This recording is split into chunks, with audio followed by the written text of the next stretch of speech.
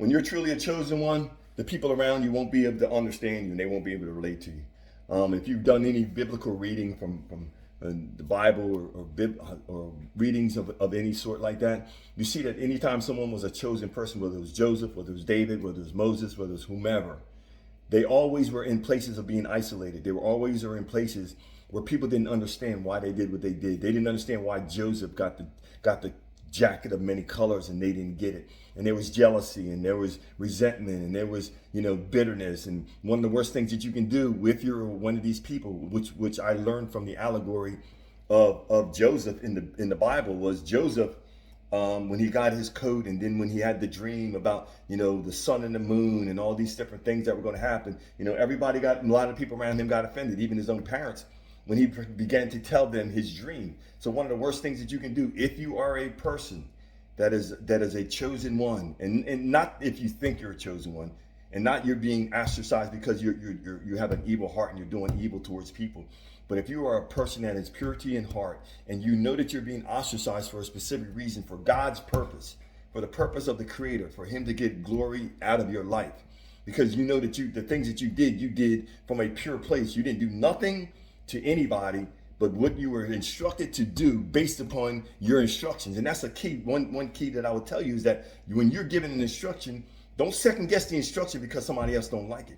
Because your family's not going to be able to understand why you're doing what you're doing. But it ain't none of their business. They need to be focused on what they need to do and be worrying about growing and doing the things that they need to do. But if you're a chosen one, you need to be able to stand up and stand in the gap and do what you need to do and not answer nobody's questions. I don't answer people's questions. Who are you that I should answer your questions? I mean, really, who are you? I don't care who you are. You can be an aunt, an uncle, a cousin, a brother, a sister. It don't matter to me who you are. Only person I answer to is the Creator of the universe and my blood parents, my flesh and blood parents. Anybody outside of that, they don't deserve no answer from me because I only answer to somebody that I feel is superior or that demands it because they are a person that is shown respect. And they're a person that has my best interest at heart. Because not everybody's going to have your best interest at heart or believe in you. Just like the biblical examples that I gave. And they're not going to believe in you because you're the one that's walking on that water. You're the one that's moving and doing things that they can't understand. They can't relate to. That's why they're not going to support you. And you can't get offended about it. You just got to be, so what? It's not about everybody believing in you. It's about you believing in yourself, knowing who you are. Knowing what the purpose and the calling on your life is and not making apologies for it. I ain't apologizing to nobody about nothing. Because anything I'm doing because it's something I was directed to do. That's where you got to stand. You got to stand by faith. You got to stand on the rock.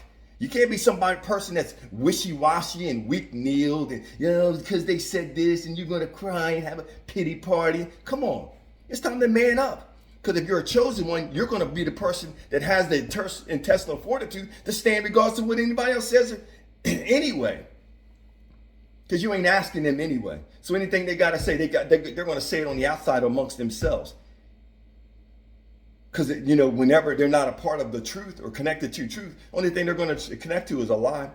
That's why they're going to get in all these little cliques and groups and have so much to say. And their agenda the whole time is that they want to see you fall, because if you fall, then you're not going to make all the rest of them look bad. And that's going to be your blood family. But there's a biblical verse that says, where Jesus or Yeshua said, my family are those that do the will of my Father. That's it. Anybody outside of that, kind of toss them away. They've already served their purpose. Most of them are narcissists probably and people that just were manipulative throughout your process anyway. They were part of the process of you growing and evolving. If you say you're called and you say that you're a chosen one, you're going to have to stand alone. And you're going to have to be able to stand regardless of what everybody says, because they're all talking. They watch your videos and they might not know you watch, but they watch your videos and they send your videos to other people and they do all this little petty stuff. They want to make sure that you ain't making more money than the person you was maybe married to and all this other stupid stuff. And how would I know this stuff unless I'm a spiritual person? Because I'm in tune with God. Most High talks to me. Just like I'm talking to y'all now, He talks to me.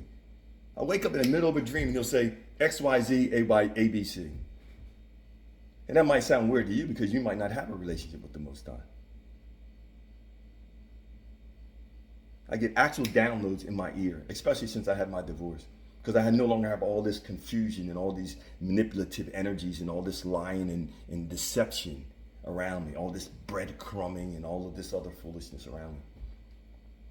And I'm no longer deceiving myself by listening to lies of other people, and then I'm instilling those and putting in them lies into my own self. But I'm coming from a place of truth because I accept the truth. So you say you're chosen, so you want to be chosen. Go back and look at the biblical examples of people that were chosen. Go back and look at the people that were special throughout history. Every single person that was special throughout history went through difficulties, and they had to stand alone. They had to believe when nobody else believed. Because it's not about everybody else believing. It's about you believing. If you say you're called and you are chosen, it's about you believing. So whether you believe or don't believe, it'll be manifest in due season, in due time. That's my thought for you today. This is Coach AJ. Like I always say, I believe in you, but you got to believe in yourself. If you want a free document on how you can heal yourself, DM me and leave your email, and I'll get back with you. Coach AJ, talk to you soon. Have a great day.